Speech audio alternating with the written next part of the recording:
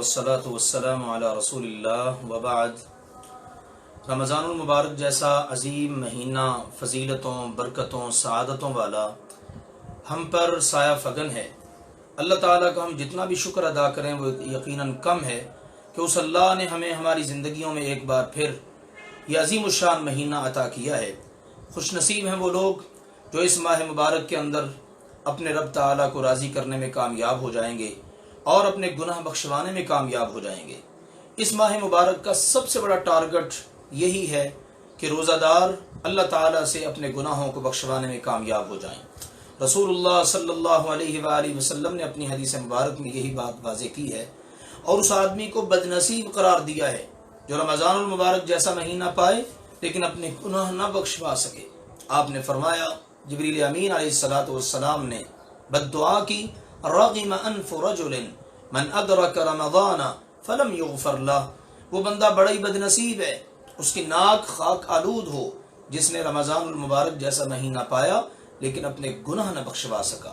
لہٰذا آئیے ہم سب کوشش کریں اس ماہ مبارک کے روزے رکھتے ہوئے اپنے گناہوں کی بخشش کی سب سے زیادہ ہمیں فکر ہونی چاہیے۔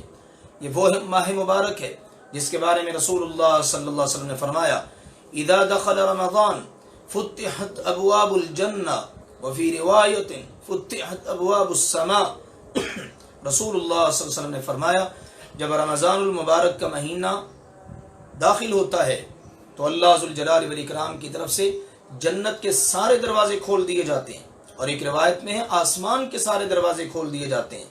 وغلقت ابواب جہنم، جہنم کے سارے دروازوں کو بند کر دیا جاتا ہے۔ سلسلت مردۃ الشیاطین، اور جتنے سرکش شیاطین ہیں ان سب کو پابند سلاسل کر دیا جاتا ہے۔ یہ ہے وہ ماہ مبارک۔ اسی کے بارے میں رسول اللہ صلی اللہ علیہ وآلہ وسلم نے فرمایا کہ یہ وہ ماہ مبارک ہے جس کے اندر کوئی مسلمان اللہ ذوالجلال والاکرام کی رضا کے لیے، اس کی خوشنودی کے لیے، ایمان کی حالت میں، من صام رمضان ایمانا واحتسابا غفر له ما تقدم من ذنبه، جو خوش نصیب ایمان کی حالت میں اللہ سے ثواب کی امید پر دن کا روزہ رکھ لے گا، اللہ ذوالجلال والاکرام اس کے گزشتہ گناہوں کو معاف فرما دے گا۔ اسی طرح رات کا قیام ہے، جو ایمان کی حالت میں ثواب کی امید پر رات کا قیام کر لے گا، اللہ ذوالجلال والاکرام اس کی گزشتہ گناہوں کو معاف فرما دے گا۔ تو محترم سامعین و ناظرین، یہ وہ مبارک مہینہ ہے جس کے اندر اللہ تعالیٰ گناہوں کی معافی کا اعلان کرتا ہے۔ اب آئیے ذرا سمجھیے روزہ اس کی کتنی اہمیت ہے اور اس کی فضیلت کیا ہے۔ سبحان اللہ، اہمیت اسے ایک بات سے حدیث سے واضح ہوتی ہے۔ رسول اللہ صلی اللہ علیہ وسلم نے فرمایا، بنی الاسلام علی خمس، اسلام کی عمارت 5 پلرز پر کھڑی ہے، 5 ستون ہیں اسلام کی عمارت کے۔ شہادت ان لا الہ الا اللہ وان محمد رسول اللہ، سب سے پہلا پلر اور ستون اسلام کا ہے اس بات کی گواہی دینا اللہ کے علاوہ کوئی الہ نہیں، اور دوسرے نمبر پر اس بات کی گواہی دینا کہ محمد مصطفیٰ صلی اللہ علیہ وسلم اللہ کے بندے اور اس کے رسول ہیں۔ وَإِقَامُ الصَّلَاةِ، نماز قائم کرنا، وَإِيتَاءُ الزَّكَاةِ، زکوٰۃ ادا کرنا، وَصَوْمُ رمضان، رمضان آئے تو اس کے روزے رکھنا، وحج بیت اللہ الحرام، اور اللہ کے گھر بیت اللہ کا زندگی میں ایک بار حج کرنا۔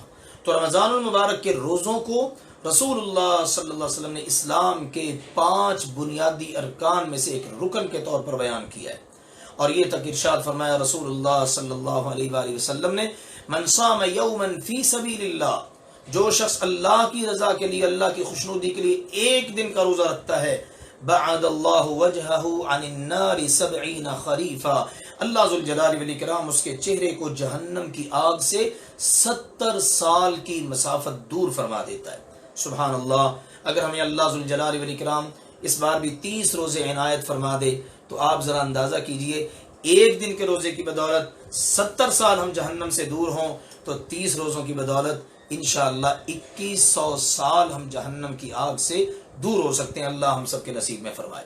اس کے ساتھ ساتھ یہ بات بھی، اس کی اہمیت، اس کی فضیلت بے انتہا ہے۔ ایک اور حدیث ملاحظہ فرمائیے، رسول اللہ صلی اللہ علیہ وآلہ وسلم نے فرمایا، اللہ فرماتا ہے، کل عمل ابن آدم یضاعف، آدم کے بیٹے کا ہر عمل بڑھایا جاتا ہے، کئی گناہ اس کے ثواب میں اضافہ کیا جاتا ہے۔ 10 گناہ تو کم از کم ہے نا، من جاء بالحسنۃ فلہ عشر امثالها، جس نے ایک نیکی کی اللہ اس کے برابر 10 نیکیوں کا اجر اس کے نامہ عمل میں درج فرما دے گا۔ لیکن آئیے دیکھیے روزہ، فرمایا الحسنۃ بعشر امثالها الى 700 ضعف، بندہ ایک نیکی کا عمل کرتا ہے، کم از کم 10 گنا اجر سے اس کا عمل شروع ہوتا ہے ثواب، اور فرمایا 700 گنا تک اس کا ثواب بڑھتا ہے، الا الصوم، اللہ کا فرمان ہے سوائے روزے کے۔ اللہ ذوالجلال والاکرام اپنے فرشتوں سے فرماتا ہے فَإِنَّهُ لِي وَأَنَا أَجْزِي بِهِ، میرے فرشتوں، میرا بندہ جب میرے لیے روزہ رکھتا ہے نا تو اس کا اجر اور ثواب بھی اسے میں خود عطا کروں گا۔ سبحان اللہ، اس لیے کہ يَدَعُ شَهْوَتَهُ وَطَعَامَهُ مِنْ أَجْلِي، بندے نے اپنے کھانے کو چھوڑا، اپنی شہوت کو چھوڑا میری خاطر، لہذا اس کا ثواب بھی میں اپنے بندے کو خود عطا کروں گا۔ لہذا آئیے، بلا وجہ روزہ چھوڑنا، بندے کے اندر استطاعت بھی ہے روزہ رکھنے کی، پھر روزہ نہ رکھے، یہ بہت بڑی محرومی ہے اللہ کی رحمت سے۔ اور آئیے آخر میں یہ جان لیجئے، روزے کا مقصد ہے تقوی، پرہیزگاری۔ آپ ایک روزہ رکھیں، آپ کے گناہ چھوٹتے چلے جائیں۔ ہم اپنی زندگی پر نظر دوڑائیں، ہم نے کتنے سال روزے رکھے، کیا ہر سال ہم نے کوئی گناہ چھوڑنے کا عزم کیا اور ان کو چھوڑنے میں کامیاب ہوئے؟ کیونکہ روزوں کا مقصد ہے تقوی۔ تقوی کا مطلب ہے خل الذنوب صغیرہا وکبیرہا ذاک التقی، آپ صغیرہ گناہوں سے بھی بچیں، آپ کبیرہ گناہوں سے بھی بچیں، یہ تقوی ہے۔ اگر میں ایک روزہ رکھ کر ایک گناہ بھی چھوڑنے میں کامیاب ہو گیا ہوں تو مجھے مبارک ہو کہ میں نے با مقصد روزہ رکھ لیا، اور اگر ایسا نہیں ہے تو پھر مجھے فکر کرنی چاہیے، سال ہا سال سے میں روزے رکھتے چلا آ رہا ہوں لیکن گناہ چھوڑنے میں کامیاب نہیں ہو رہا، اس کا مطلب ہے کہ میرے روزے میں جان نہیں ہے۔ لمحہ فکریہ ہے، آج اگر میرے روزے میں اتنی جان نہیں کہ وہ مجھ سے میرے گناہ چھڑا سکے تو سوچئے گا قیامت کے دن میرے روزے میں اتنی جان ہوگی کہ مجھے جہنم کی آگ سے بچا سکے۔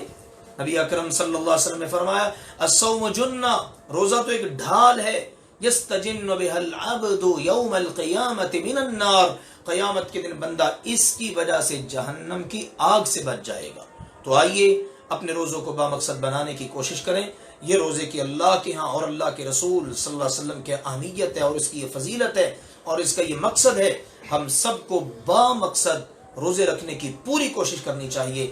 اللہ ذوالجلال والاکرام ہمیں بامقصد رمضان گزارنے کی توفیق عطا فرمائے، اور جب رمضان المبارک پایا تکمیل کو پہنچے، اللہ کرے ہم سب کا نام جہنم سے آزاد ہونے والوں اور جنت میں داخل ہونے والوں میں اللہ تعالیٰ نے لکھ لیا ہو، آمین۔